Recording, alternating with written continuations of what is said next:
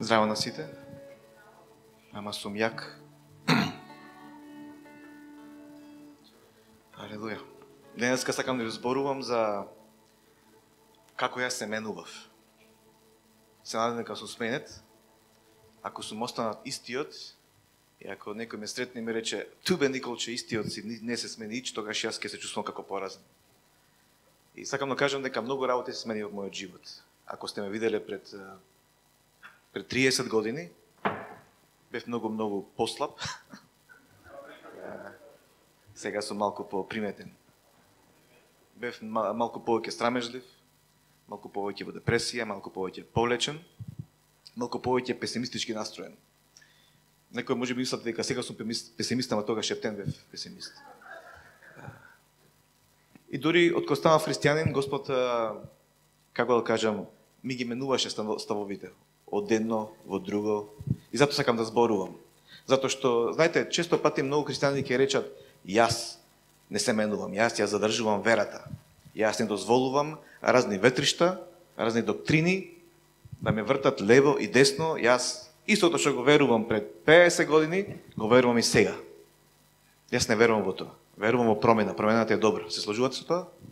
Сакам да ви кажувам како Бог ме менуваше со текот на времето, како растев во откровение лично за Него и за црквата и за работите околу црквата. Но затоа што решив да му дозволам на Господ да ме менува. Ајде да прочитаме само некои два стиха, може? Коринтијани 3:18 и Римјани 12:2.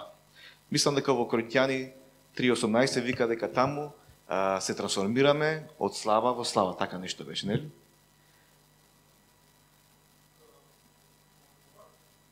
Коринтијани 3:18. Не. Изгледа. Ако не може да најдеш тоа, тоа што најди во Римјани 12:2 и таму зборува за дека не треба да се поистоветуваме со овој свет, туку да се менуваме од слава во слава. Немојте се сообразувате со овој свет, туку преобразувајте се преку обновување на вашиот ум. Знаете што вклучува обновувањето на нашиот ум? Вклучува и промена на нашите ставови. Еве да земеме пример на Павле. Знаеме дека Павле е символ за промена, така?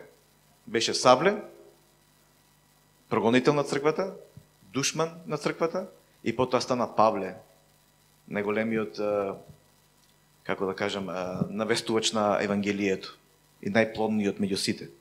Преку дело, преку книги во Библијата. Меѓутоа, дали сте приметиле дека гледаме дека имаше промени во неговото размислување? На самите почетоци, ако читате, Павле изјавува: "Јас со ништо не сум помал од другите апостоли." Сте го читале тоа? За да покасно каже дека јас сум најмал меѓу сите апостоли. За да на крајот каже: јас бев најголем од сите грешници. Што се случува? Прво се чувствувал малку дека е ист како другите, дека е многу јак. Меѓутоа, она што Зоран го кажа, бидејќи тој не бил човек на заборав, тој не заборавил каков бил, и затоа што не заборавил каков бил, знаел многу добро сега колку Господ го сменил и колку Господ работил во него. И знаел дека тоа е голема работа. И така всушност растел во понизност, растел во смалување на себе си и во растење на Господ во неговиот живот. Го примаме во? Друга работа. Сте слушнале за ученикот Јован Марко? Всушност тој е писателот на второто Евангелие во Новиот Завет. И тој бил на првото мисиско патување заедно со Павле и Варнава. Ама нешто човекот пишман се сторил и решил да не ги следи повеќе. Си се вратил назад. Павле многу му замерил. А Варнава пак бил човек кој што охрабрува, кој што ностоп инвестира во луѓето. Самото негово име значи охрабрител. И на второто мисиско патување Варнава пак сака да си го земи Јован Марко. Павле вика: "Не бе, не, тој не остави, тој не напушти, не е достоен за тоа." Си го приметиле тоа? Меѓутоа, заради тоа се разделува со Варнава и Варнава си го зема, си охрабрува Јован Марко.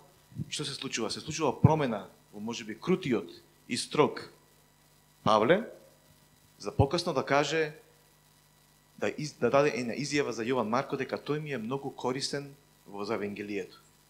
Разбирате? Значи на крај го сменил мислењето. Простил за таа негова грешка. И сватил дека Јован Марко е многу корисен за неговото евангелие. И ете, Јован напише една книга во Библијата. Имаше промена во мислењето и на Петар. Дали се сеќавате кога на самите почетоци Павле бил многу екстремен. Не знам што му текнало на Павле, најнаш почнал да му го нависти евангелието на некои што не се евреи. И тоа било нешто бомбастично, нешто екстремно. И Петар првин го приметил, ја препознал благодата во Павле, меѓутоа кога дошле некои од Ерусалим и евреи, почнал да како да кажам, да биде малку се уплашил и да се повлекува, да не го поддржува Павле. Меѓутоа покасно пишува за Павле, вика во едно од неговите посланија дека некои го извртуваат учењето на Павле, меѓутоа Павле има големо откровење од Господ, така? И некои што се може би телесни, мислам така беше некако, дека не го разбираат. Меѓутоа дава, како кажам, дава потврда на она што го прави Павле, го поддржува. Значи имало и други библиски ликови кои што се минувале. И сега како почна мојата промена? Прво нешто што сватив кога станав христијанин е дека моја пренос е што јас знам нешто повеќе за Библијата. Со другите христијани кои се дружев, врска нема за Библијата и дава некои изјави што мене многу ме нервира. А јас претходно бев библиски подкован, бидејќи во старото моје друштво во Битола читавме Нов Завет и полемизиравме и дискутиравме. И потоа кога почнав да доаѓам во црквата, пастор беше Андреас од Германија, Кофер. Таму беше Звонко, беа Маја и други луѓе што не доаѓаат. Видов дека врска нема Библија.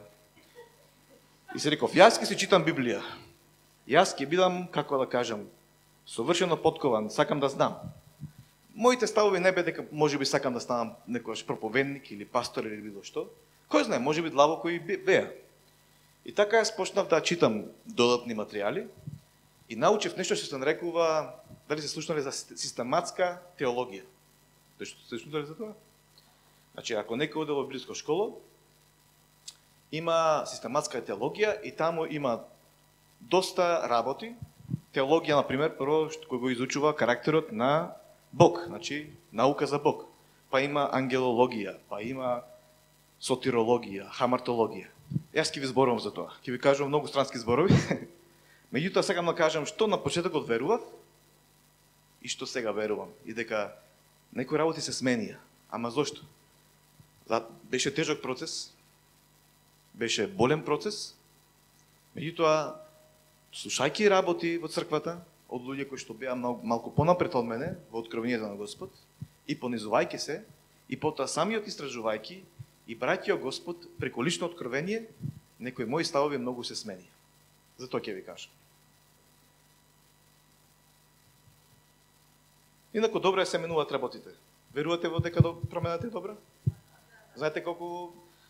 Дали имате како кажам, дали имате ист вкус за музика како порано?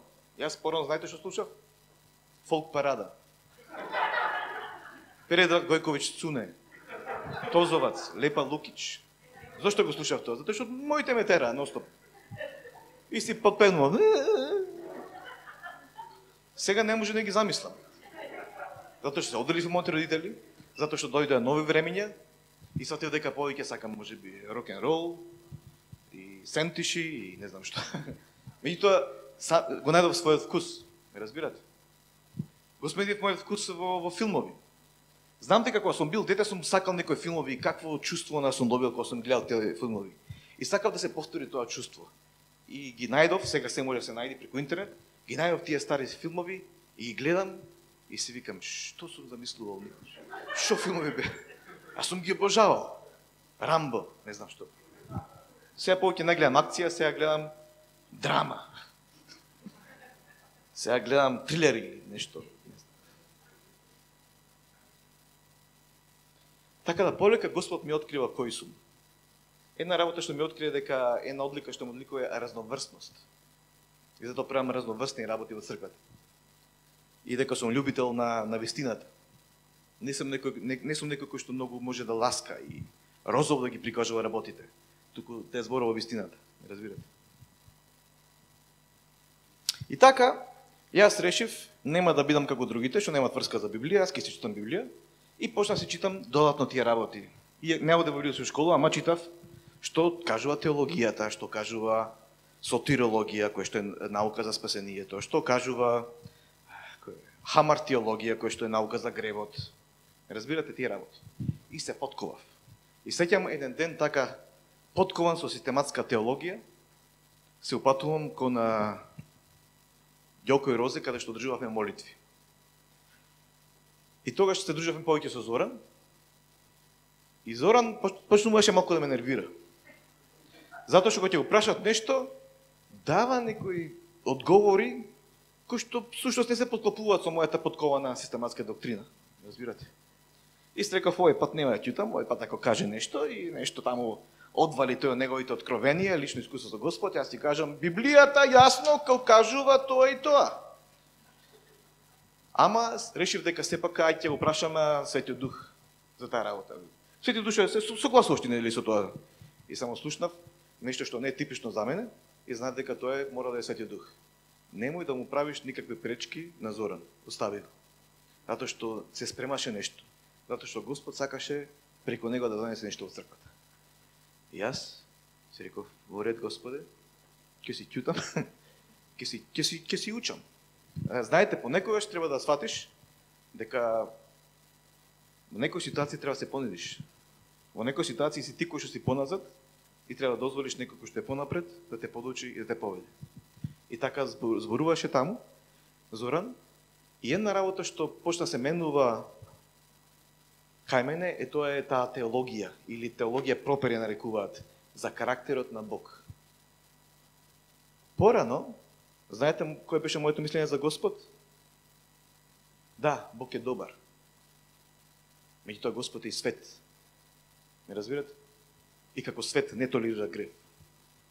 Мојата теологија беше да, Бог е милостив. Меѓутоа Бог е и праведен. И како праведен бара казна за гревот. Разбирате? Бев многу строг. И потоа кога почна да го слушам Евангелието за Божјата благодат и една од убавите дефиниции што Зоран има дадена за благодат е дека тоа ултимативна, крајна добрина на Бог е дека Господ во својата добрина и љубов спрема нас преку Исус казната за гревот беше врз него, така? Значи, она што ние требаше да примине, казната за гревот падна врз него. И преку неговата праведност се оправдавме. Потребите што Господ ги имаше за светост и за праведност се исполнија се преку Исус Христос. И сега преку верата во него сме осветени и оправдани. И така полека почна се менуваат некои работи. И најнаш карактерот на Господ, Бог стана некој не многу строг судија, туку всушност добар татко за мене.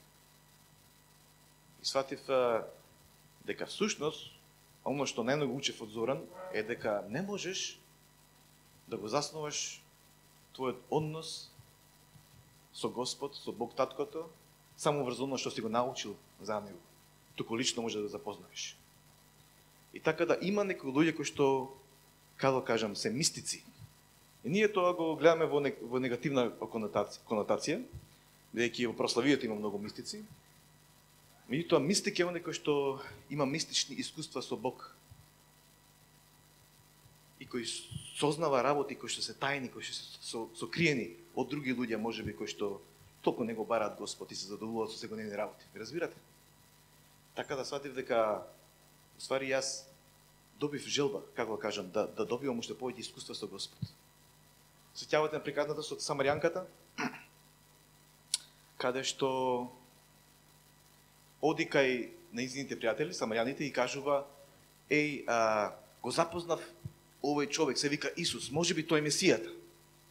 И потоа тие доаѓаат, одат лично кај него, и го слушаат лично Исус, и потоа се враќаат кај самарјанката и кажуваат, веруваме, ама не затоа што ти ни кажа, туку лично го слушавме, го искусивме. И така секојаш е за лично искуство.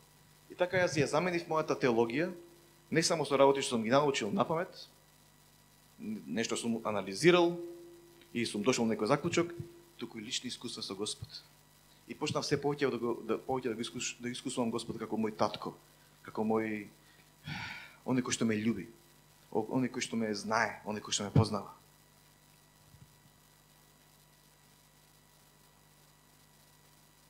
И така, најважна промена за мене беше во откровението за Господ, за неговиот карактер, за неговата крајна, екстрена добрина.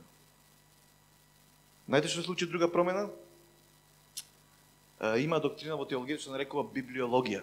Значи, тоа е наука за Библијата. И читав многу работи, бев и таму теолошки подкован.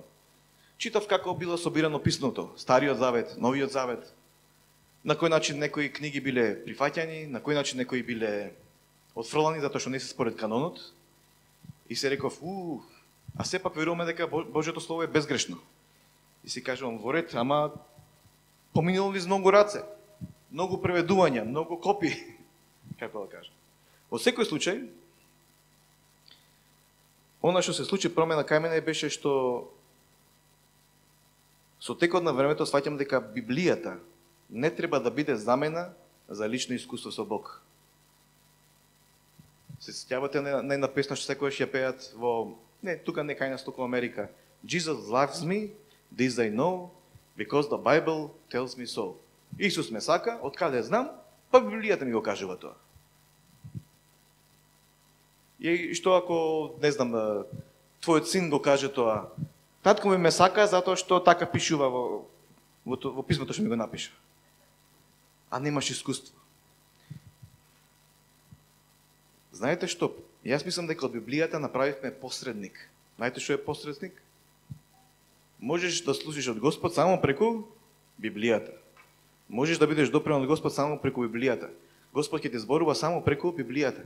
И кутриот Светиот Дух не може да ни зборува лице во лице, не може да ни каже во некој работи, затоа што ние сме ставили ограничување, мора да ми зборува преку библиски стих. И ќе ти зборува. Меѓутоа, може тој одно да се преодлавочува. Не разбирате? Го прифатиме ова или е премногу екстремно? Супер. Кога Библијата зборува за Божјото Слово, ние си мислиме дека кога ќе каже Библијата Божјото Слово, е дека е Библијата, дека е пишаниот збор. Знаете кој е Божјото Слово? Кој е Божјото Слово во Библијата? Исус. Словото кој што беше на почетокот. Така често пати, ако не и секогаш, кога се зборува за Словото, се зборува за Исус или се зборува за изговорен збор што им бил укажан на луѓето, а не нешто напишано. И така јас добив, се променив многу. Знаете, всушност, кој е главниот проблем, не е самата Библија проблем. Толкувањето на Библијата. Дали некој знае колку различни деноминации постојат во светот? Значи, не се само православна, католичка и протестантска, туку ги има многу, така? И дали знаете што значи зборот деноминација?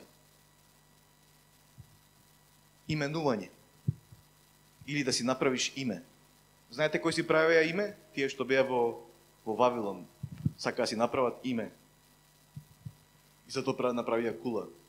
И така, често пати тие деноминации се за да се направи име на некој покрет или на некој водач. И останало тоа баптисти. Затоа што нагласокот го ставаме на крштавањето. Така? Пентекосталци. Нагласокот го ставаме на тоа.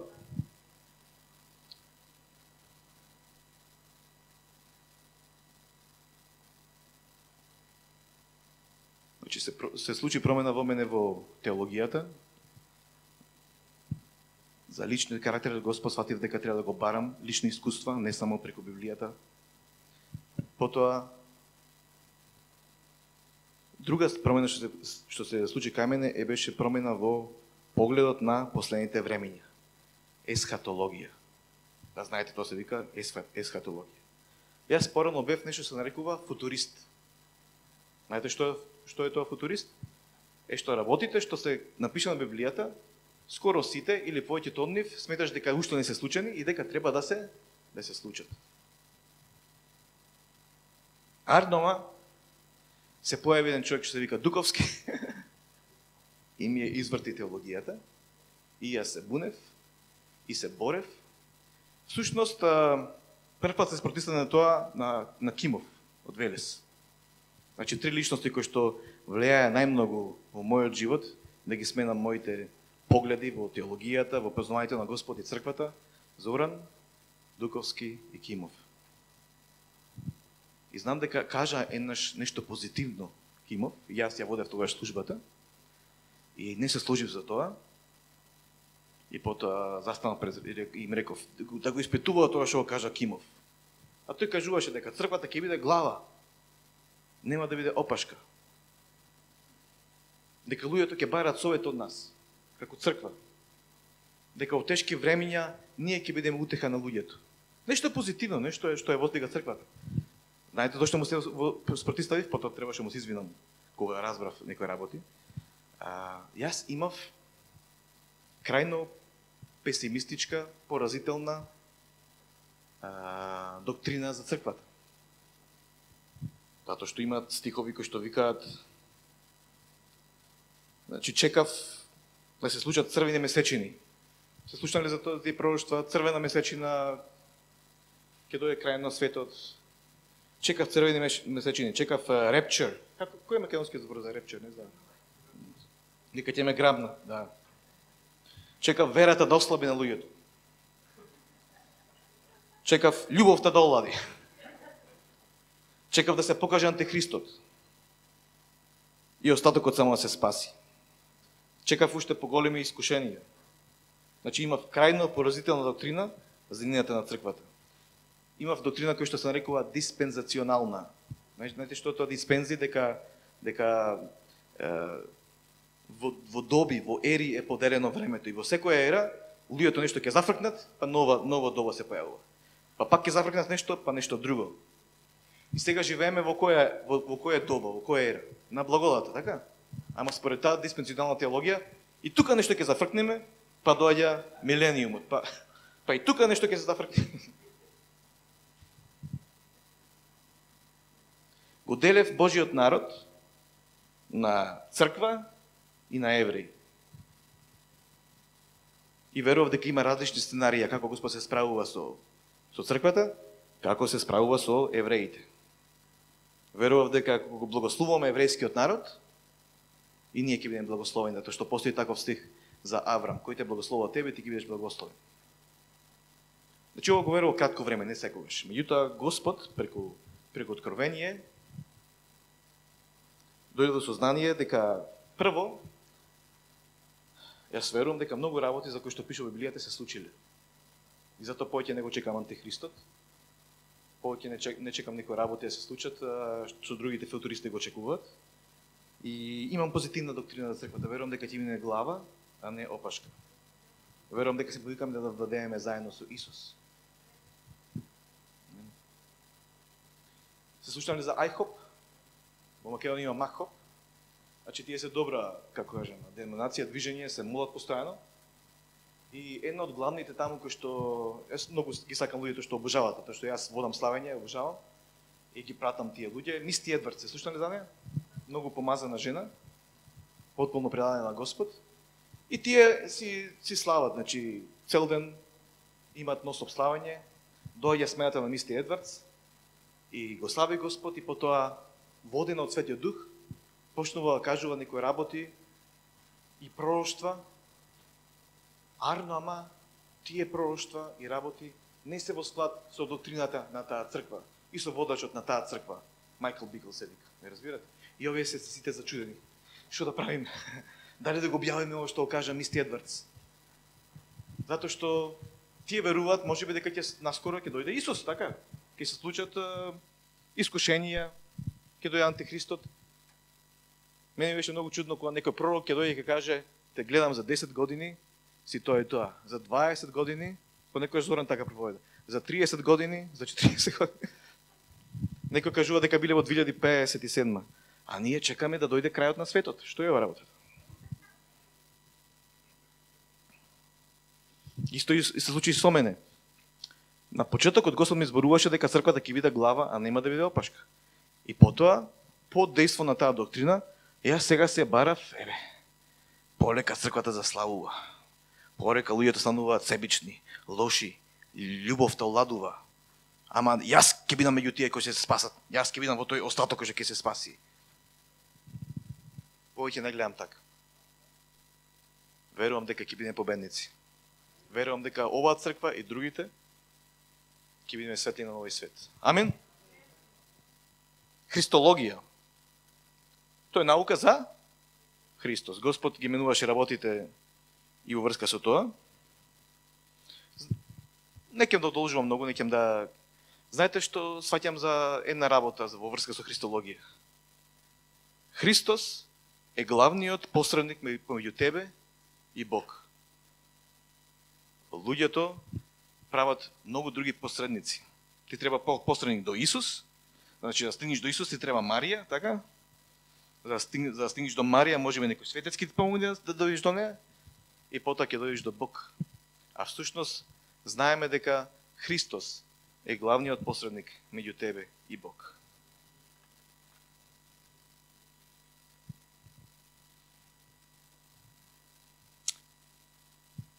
Луѓето сакат, како да кажем, религијата прави да ти стават посредници. И понекогаш дури и самите служби стануваат посредници. Ме разбирате? Јас уште самиот мојот млад христијански живот сватив дека луѓето се многу зависни од пасторите. Пасторе, како сте, добри сте? Жената и децата добри сте? Ај ве молам да дојдете, има една жена заинтересирана да го прими Исус, дојдете вие да ја водите во молитва.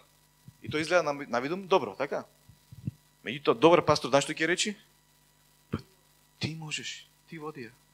Ама јас не знам. Ама колку е лесно да му се предаде да работата на друг, така. Тука сум напишал пророците не се заменат за хороскоп. Се сложувате? Зоран, како сум? Што ќе ми се случи утре? И Зоран вика, абе, слушај си го Господ. Да. Сушност, понекогаш можеме да бидеме многу независни и се си мислиме дека нас лично Господ ни зборува, Исус зборува преку нас, апостолите и пророците се тука, а ти кажат, во ред, ова може би од Господ, меѓутоа, ова работа може би ја зборуваш од некоја фрустрираност, постои некој процеп во твоето срце, некоја повреда, некоја горчина. И гледам тука осуда. И бидејќи јас го познавам Бог и знам дека е Бог љубов, размисли дали ова од Господ. Бидејќи повеќе носи поинаков мирис од колку што е Божјото царство. Поинаков мирис од Божјата љубов. Ме разбирате? Јас не верувам дека Исус ќе ти каже Звонко е за никаде, ти си супер. Ностоп го слушав тој глас. И сакав да биде тоа Светиот Дух, ама никогаш не беше Светиот Дух. Туку беше некој мој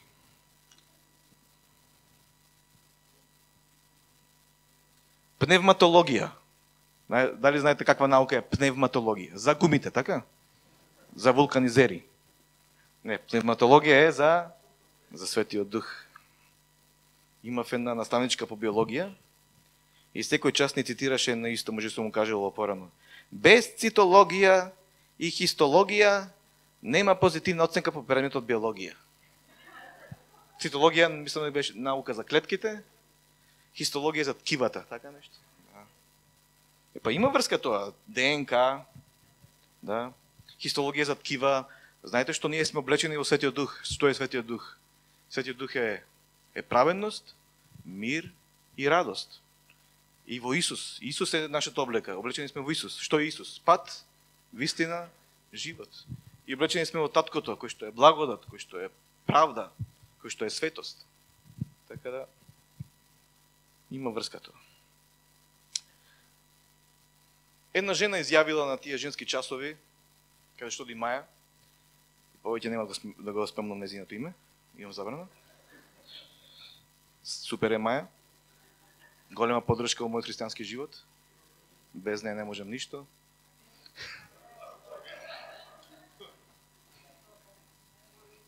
Да.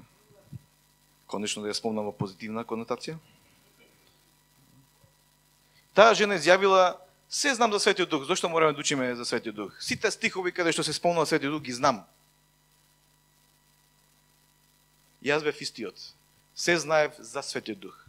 Можев да цитирам стихови за Светиот Дух. Ама Светиот Дух мене лично не ми изборуваше, затоа што немаше простор за тоа. Кога се знаеш, што ќе ти кажува? Да. Се додека не сватив дека Светиот Дух навистина, живее во мене. И јас имам капацитет да го слушнам неговиот глас. И само ова ќе го кажам врска со што научив од пневматологија, животот со Светиот Дух, е дека во одредени важни моменти во вашите животи, само утехата на Светиот Дух ќе действува. Во одредени моменти во вашиот живот, само неговиот совет ќе биде делотворен. И само неговата вистина ќе те ослободи. Само неговото лично толкување Библијата ќе биде валидно. И Светиот Дух ќе биде тој кој што ќе те подсетува да не заборавиш некои важни работи, за да не бидеш човек на заборав. И така, во најтешки моменти, оно што го слушам, е како Светиот Дух ми кажа: влези во мојата фреквенција, затоа што фреквенцијата, резонанцијата, вибрацијата на Светиот Дух е поинаква. И најнаш имаш мир. Луѓето пробуваат, можеби да те охрабрат, луѓето ти даваат разни совети и ти се чувствуваш во ред, се е то добро. Се додека не решиш да го почнеш да слушаш Светиот Дух. И тоа е многу лесно. Можеш да го практикуваш тоа, да го вежбаш. Сега ќе седнам и ќе му дозволам на Светиот Дух да биде во моите мисли. Како ќе ти зборува Светиот Дух? Преку твоите мисли, така? И така јас почнав да седнам и Светиот Дух почнува: Николче, мојо милено чедо, колку те сакам, копнеам по тебе. Знаете кој е најголем непријател? Е неверијето. Ке речеш: бе, од мене, мои мисли се. Може би се твои, може би 60% се твои, меѓутоа го практикуваш тоа, дозволуваш водата да тече и на крај ќе тече и ќе ти почне да грга. И сваќаш: сега сум во протокот на Светиот Дух, сега зборувам. Колку е лесно. Колку лесно да зборувам, колку е лесно да пророкувам. Дали знаете што е сотирологија? Наука е за сотир. Еве некој што учел библиска школа. Порано имав многу строг критериум за тоа кој ќе се спаси, кој нема да се спаси. Зошто? Затоа што е строг критериумот на законот. Дури еднаш учениците го прашале Исус, кога кажал нешто што било многу екстремно, многу тешко, и во својата фрустрација прашале: па тогаш кој ќе се спаси? И знаете што им одговорил? Оно што е со луѓето невозможно, за Бог е возможно. И свати во врска спасението, со Бог се е возможно. Имам добро во него. Така да понекош изгледа навидом некој човек никош нема се спаси, никош не поверува. Ама со Господ е возможно. И на друга работа изјава што имам кажано, некои луѓе вака ми векаа порано, дека на небото кој ќе одиме нема да видиме многу пастори. А тоа што се во пеколот.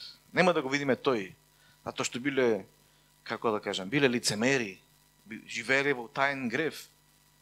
И сега ги нема. Јас мислам дека всушност обратно ќе биде. Кој ќе одиме на небото, ќе се изненадиме: што бе и ти тука?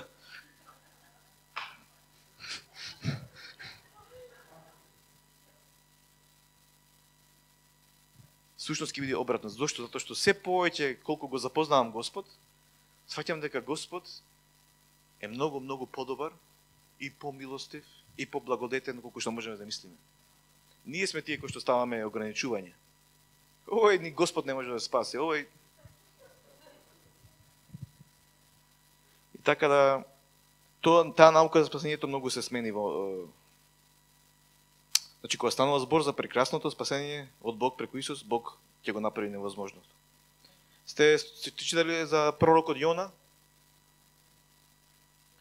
Тој бил пророк на Стариот Завет. Пророк, оно што се нарекува на дум и на глум, така? Господ ќе му каже: кажи му на тој, ќе ве уништам, на тој народ, ќе ве уништам. И тој кажувал, И на крај Господ ќе се смилува и ќе ги спаси. И на крај Јован почна да мислува, шо јас будала сум? Ме мота Господ. Ќе се изнакажам јас, ќе се изналајам и на крај овој пак ќе им прости, пак. Затоа што тој пророк почнал да не сетува дека можеби доаѓа некој ново време, време на благодат, и така Господ е многу подобар и помилостив од кој што можеме да се мислиме, разбирате? И затоа бил фрустриран. Тој бил фрустриран затоа што бил во нешто старо, а тоа старото ќе умирало и доаѓала благодата преку Исус Христос. Хамар теологија. Тоа е наука за гревот.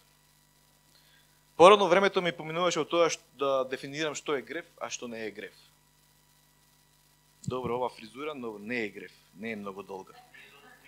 Ама за син ми не сум сигурен. И така гледавме. Сега го гледате, утре си шишал.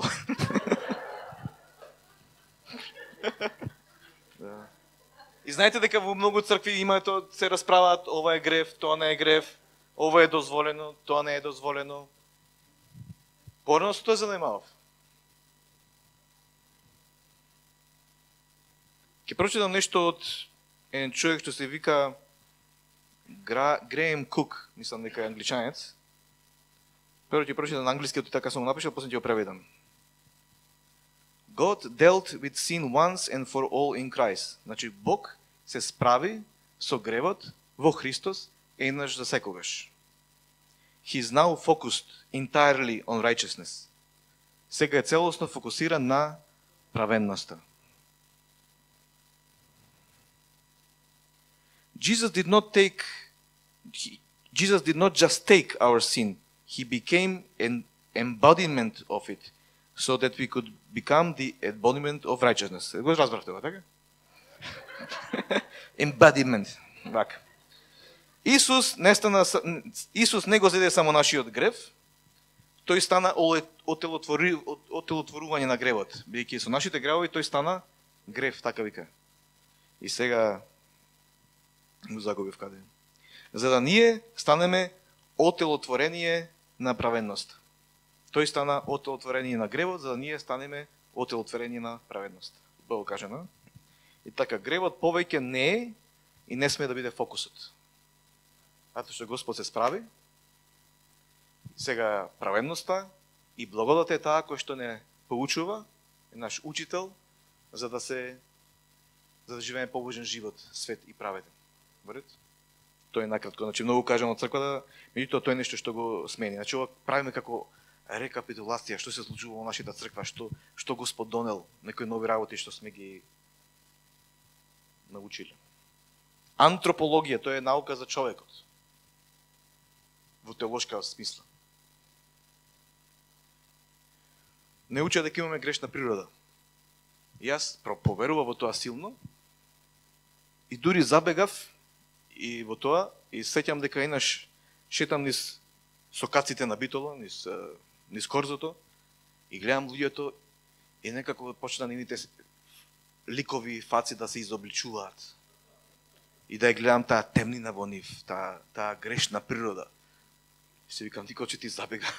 Шо е работа? Дури не уча, дури самото бебе, од самиот почеток, ја покажува таа грешна природа. Дури од мали научуваат да плачат. Не затоа што се гладни, туку те манипулираат уште од мали. Така ме учеа. Значи, повеќе не е гладно, ама пак сака да го земеш во раце. И забега во тоа, во таа грешна природа, грешна природа.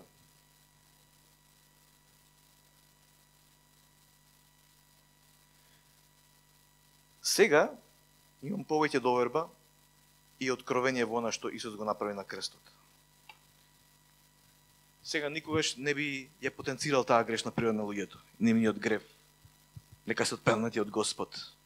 Току би им кажал да го повратат загубениот идентитет. Исус веќе се направи.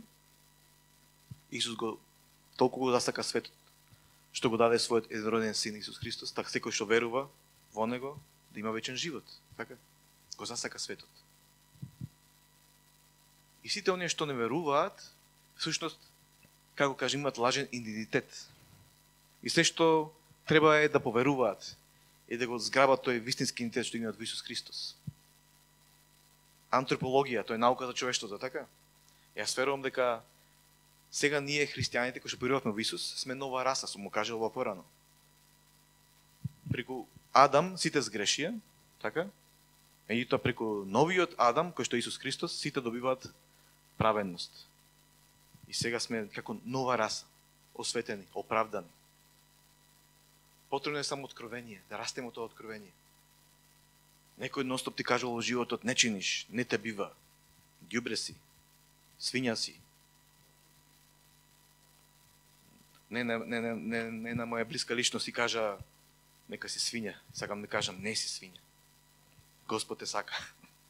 Меѓутоа некој кој ти кажува некој работи, почнуваш да веруваш, така? Затоа е толку важно тој личен однос со Господ. Ќе си ојдам кај Господ и почнуваат тие нови мисли. Моје чедо, мој наследник, мој син, те љубам, силен си во Господ.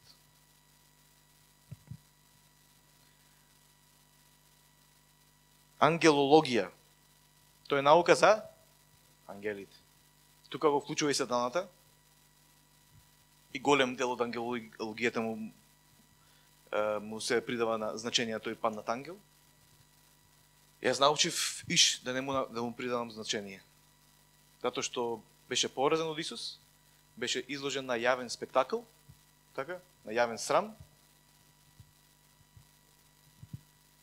И оној кој што верува во Исус е посилен од оној кој што е во светот, така? И така, секој пат сум малку резервиран кога некој, ама сатаната ова го прави, ама ѓаволот ова, ама тој сака вакви. Нека си прави.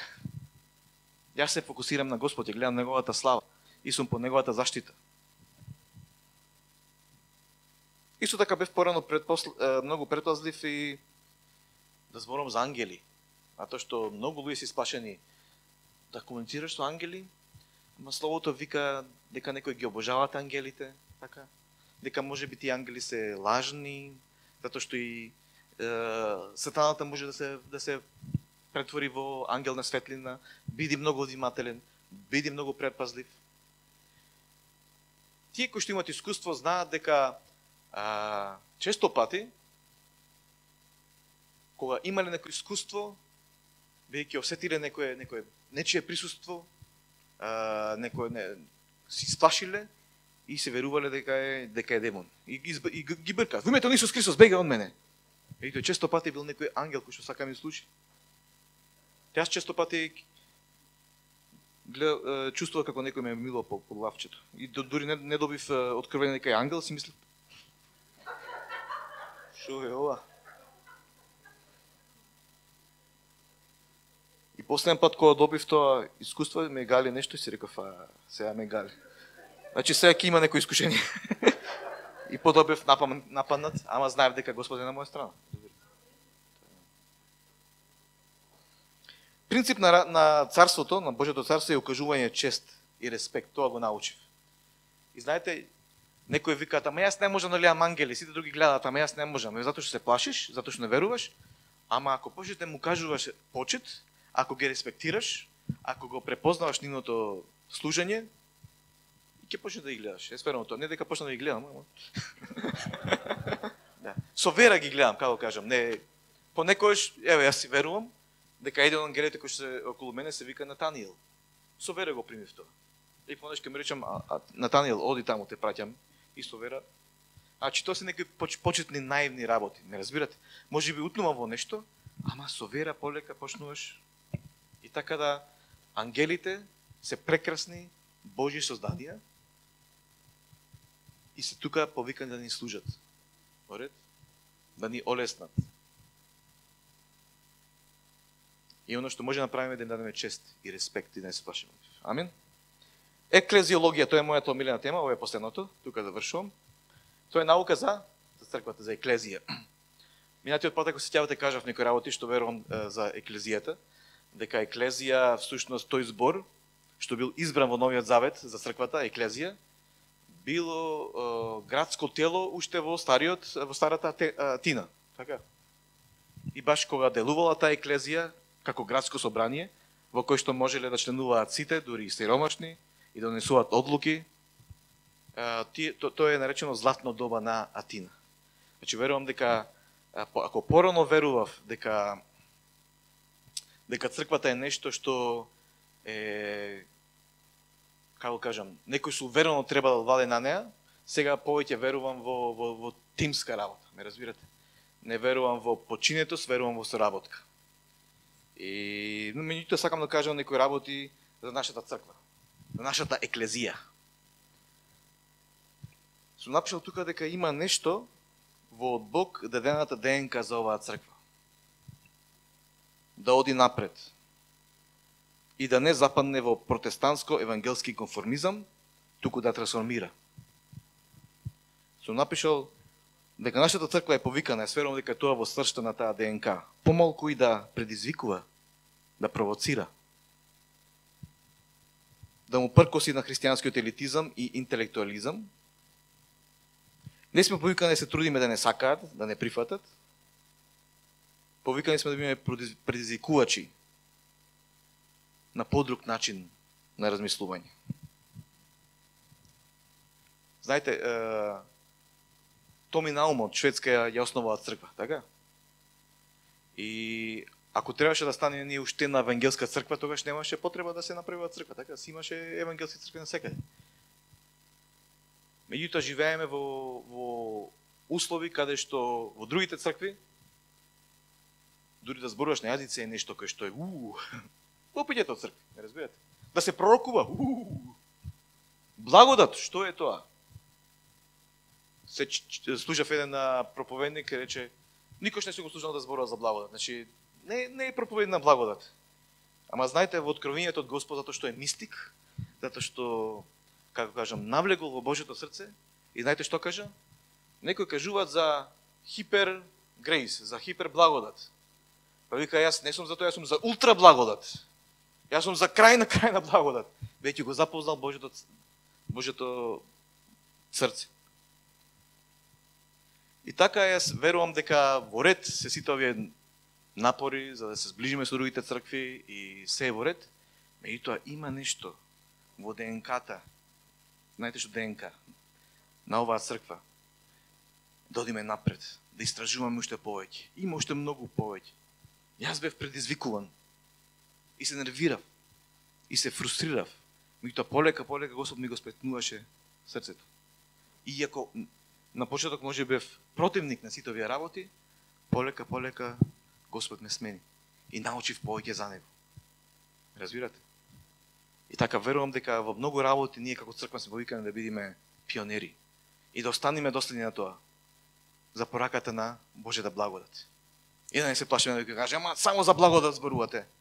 Пак ќе зборуваме. Зашто зборуваме? За гревот, за казна, за антихрист, за сатаната. Веќе живееме во добата на благодат. Или за последните времења, или за туки работи.